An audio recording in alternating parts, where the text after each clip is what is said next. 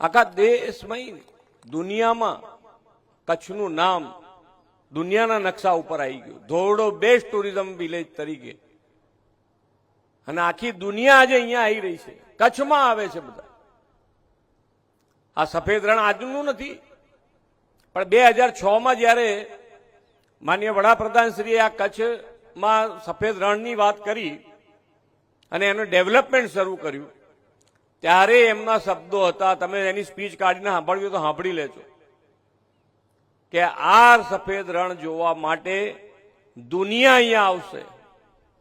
અને G20ની એક ઇવેન્ટ આપણે અહીંયા કચ્છમાં સફેદ રણોત્સવમાં કરી છે. આખી દુનિયા અહીંયા હાજર હતી એ વખતે. રૂટીનમાં તો રોજ આવે જ છે, પણ એ વખતે આખા દુનિયાના બધા લોકો અહીંયા હાજર હતા. આ ડેવલપમેન્ટની દિશા છે.